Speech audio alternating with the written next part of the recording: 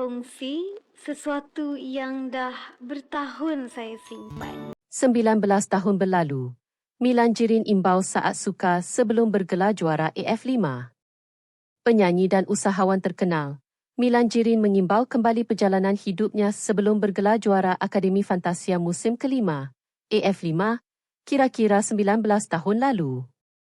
Menurut Milan atau nama sebenarnya Nur Syamila Jirin, kemenangan dalam program realiti popular itu bukan sekadar membawa populariti, malah menjadi titik perubahan terbesar dalam kehidupannya sekeluarga.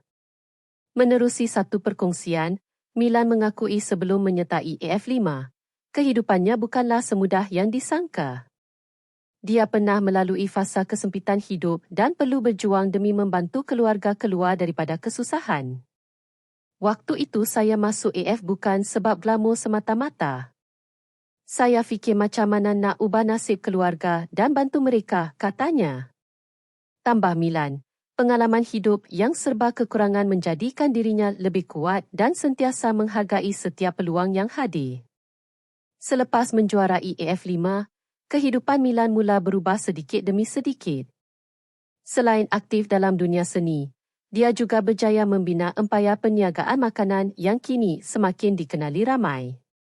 Walaupun sudah hampir 2 dekad berlalu, penyanyi lagu Persis Mutiara itu tidak pernah melupakan asal-usul dan pengorbanan yang dilalui sepanjang bergelar anak seni. Milan berkata, segala cabaran dan kesukaran yang pernah dihadapi menjadi pembakar semangat untuk terus bekerja keras demi masa depan lebih baik. Kalau dikenang balik, memang banyak dugaan. Tapi semua itu mengajar saya untuk lebih tabah dan jangan mudah putus asa, ujarnya lagi.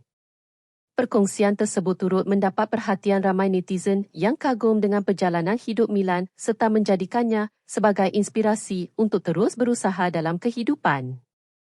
Rata-rata netizen memuji sikap rendah diri Milan walaupun kini sudah berjaya dalam bidang hiburan dan perniagaan.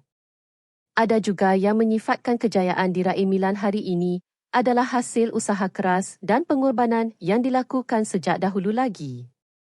Untuk rekod, Milan Jirin muncul sebagai juara Akademi Fantasia musim kelima pada tahun 2007 dan sehingga kini masih aktif dalam dunia perniagaan serta hiburan tempatan.